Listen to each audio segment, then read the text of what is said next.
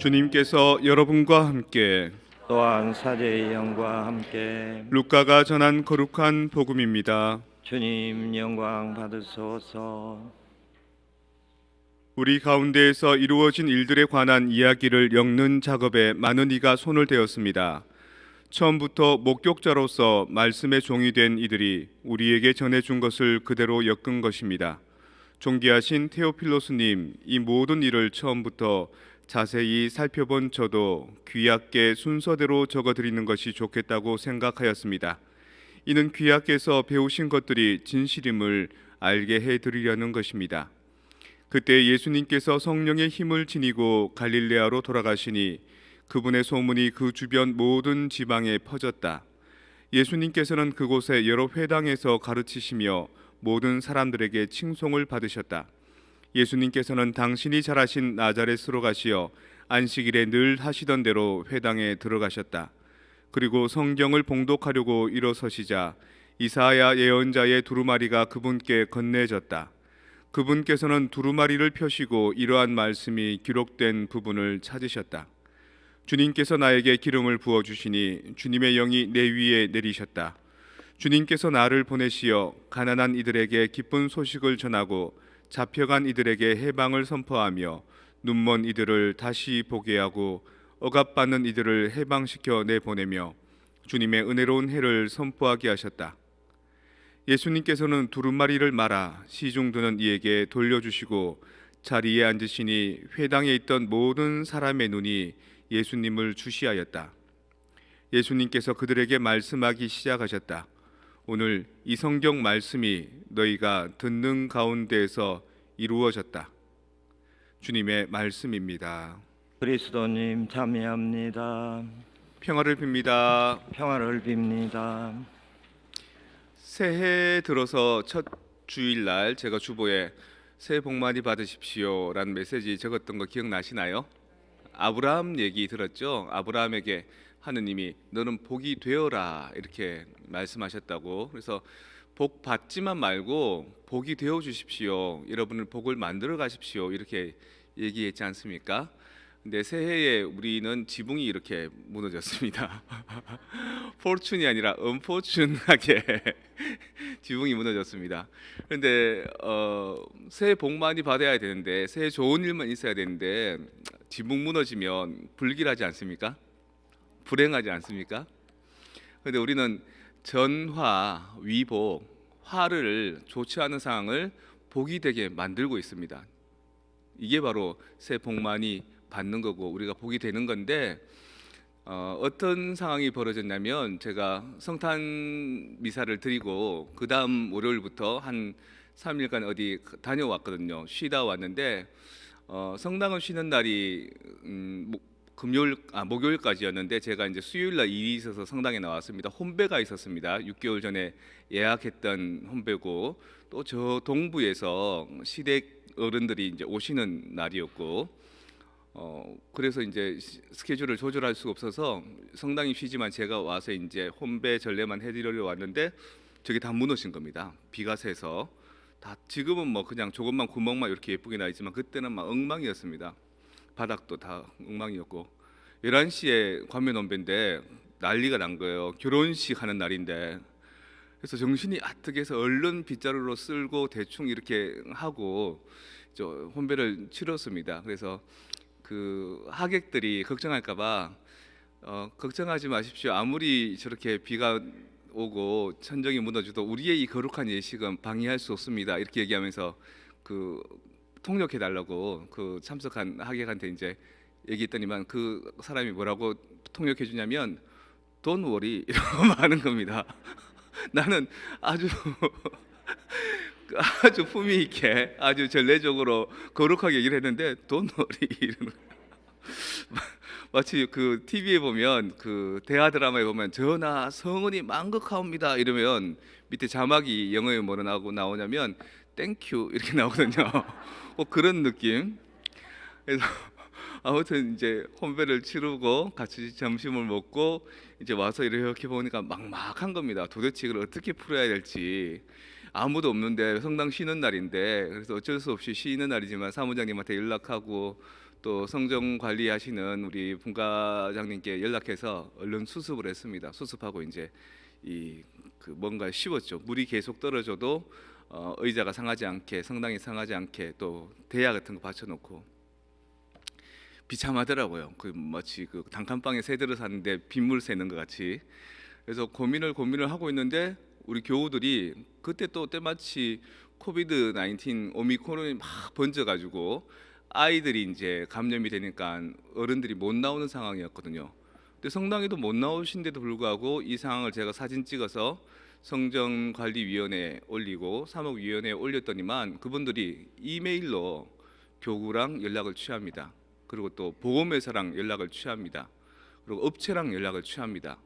그래서 지금 불과 한 달 채 안 지났는데 벌써 업체 선정을 했습니다. 그리고 교구에도 보고를 했고요. 또 보험회사에서도 다 보상해주겠다 그럽니다. 우리가 매달 이제 보험을 성전을 위해서 보험을 드는데 그거 이때까지 한 20년 보험 들어도 보상받은 적 딱 한 번밖에 없거든요. 그만큼 이 돈은 쉽게 줘도 받는 게 힘든데 그걸 받아내게 된 겁니다. 물론 이제 우리가 부담해야 될 자부담이 있고 그다음 이제 보험회사에서 이제 부담하는 부담이 있는데 우리는 2,500불을 부담하면 나머지 이제 여기뿐만 아니라 얼룩진대 또 저 뒤에 마리아홀 각 교실에 비로 인해서 피해받았던 것들, 이번 비뿐만 아니라 그 예전부터 지붕에 비가 새서 피해받았던 것들은 다 커버리지가 된답니다. 그러니까 이런 것들을 정말 암담했는데 우리 교우들이 해낸 거죠. 그리고 또 이게 보험으로 보상받을 수 있는 것은 이 실내 공간밖에 없고 위에 지붕은 또 따로 별개거든요. 그래서 그건 또 어떻게 해야 되나 알아봤습니다. 한국 업체에도 알아보고 또 교구 관련 업체에도 알아보고 한국 업체에서는 8,000불 정도 드리면은 이렇게 임시 방편으로 이렇게 해결할 수 있다 그러더라고요. 또 교구에서는 5,800불 정도를 얘기하고요. 그리고 전체를 이제 위에 그 덮은 것들이 이제 시멘트가 부식되어서 전체를 다 하려고 그러면 한 22만 불 정도가 든다 그럽니다. 근데 전체를 하기에는 아직까지는 시기상조고 일단 부분만 이제 하기로 했습니다. 5,800불 들여서 그것도 재정위원회에서 허락해 주셔서 5,000불 이상 되는 거는 제 결정만이 아니라 재정위원회 허락을 받아야 되거든요. 결정해서 지금 또 교구에 연락을 했습니다. 교구 업체한테. 근데 이게 이제 뭐 당연하게 이렇게 돌아오지 않았느냐, 늘 이렇게 일을 하지 않았느냐라고 생각할 수 있는데 이렇게 된 적 한 번도 없습니다. 한 번도 없고 이렇게 지붕이 이렇게 무너지고 허물어지면 금방금방 고칠 수 있다고 생각하겠지만 미국 사회 잘 아시지 않습니까? 서류 절차가 얼마나 까다로운지 그리고 이런 거 한번 그 오다 주면 얼마나 늦게 오는지 그에 비하면 우리는 정말 번개같이 빠르게 일이 진행되는 겁니다. 처음에는 새해 들어서 아유 지붕 무너지고 비 새고 암담하다 싶었는데 그 언포춘한 것들을 포춘으로 바꾸는 겁니다. 화를 복으로. 왜냐하면 비가 그렇게 와주었기 때문에 어느 부위에 새는지 알게 되었고 또 전체적으로 진단할 수 있었고 그리고 앞으로 이 일을 해나가는 데 있어서 어떤 단계로 무언가를 해나가는지를 우리가 파악하게 됐고 우리 본당 교우들이 이제 해결하는 능력을 가진 거죠. 순식간에 한 달 내에 이 카펫 공사하는데도 준비 작업이 1년이 걸렸습니다. 교구랑 연락하고 업체랑 연락하고 실갱이하고 근데 이거 본당에 이렇게 비가 새니까 금방 대처할 수 있는 능력이 생긴 겁니다. 여러분들이 복이 되어 주시는 겁니다. 여러분들이 포추네이트하게 지금 만들어 가는 겁니다. 오늘 주님께서 나에게 기름을 부어 주시어 주님의 영이 내 위에 내리셨다. 주님께서 나를 보내 주시어 가난한 이들에게 기쁜 소식을 전하고 잡혀간 이들에게 해방을 선포하고 눈먼 이들을 다시 보게 하고 억압받는 이들을 해방시켜 보내며 주님의 은혜로운 해를 선포하게 하셨다라고 하는 이 말씀이 구원의 선포지 않습니까? 구원이라는 것은 내가 뭔가 안 좋았을 때 그것이 해소되는 것이 구원입니다. 복이라는 것은 복받지 않았을 때, 언포춘할 때 포춘하게 만드는 게 진짜 구원인 겁니다. 우리는 늘 불행이 다가오면은, 힘든 역경이 다가오면은 아이고 힘들다 죽겠다 이러고 그냥 주저앉고 마는데, 힘든 그 순간을 지금 우리 이대로 무너지면 안 돼, 우리 조금 더 노력하자, 우리 조금 더 극복하자, 애쓰자라고 이렇게 전환되는 것, 이게 바로 구원인 겁니다. 성당의 지붕이 무너졌다는 것은 여러분들 마음에 억장이 무너진 것과 마찬가지고요, 여러분들 가정에 우환이 있는 것과 마찬가지인 겁니다. 하지만 우리 성당이 그것들을 웃으면서 슬기롭게 슬슬슬슬 해결해내는 것처럼, 여러분들도 억장이 무너지고 가정에 우환이 있어도 해결해낼 길이 있는 메시지를 우리가 보여드리는 겁니다. 어느 목사님, 미국에 계신 목사님인데, 그 토네이도가 이제 쉽게 일어나는 그 지역인데 교회가 싹 날아간 겁니다.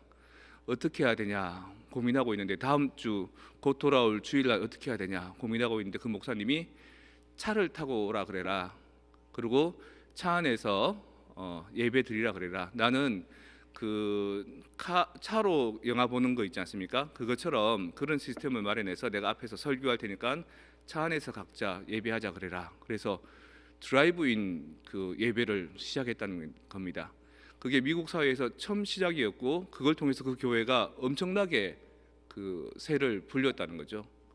작은 성전이 무너졌기 때문에 더 큰 신도들이 하느님을 찬미하고 그 안에 희망을 가져갈 수 있는 그런 메시지를 전할 수 있었던 것처럼, 우리는 우리가 지금 살고 있는 가정, 우리가 갖고 있는 재산, 우리가 갖고 있는 건강, 이게 안 무너지게 조마조마해야 하는데 그 무너져야 되는 겁니다.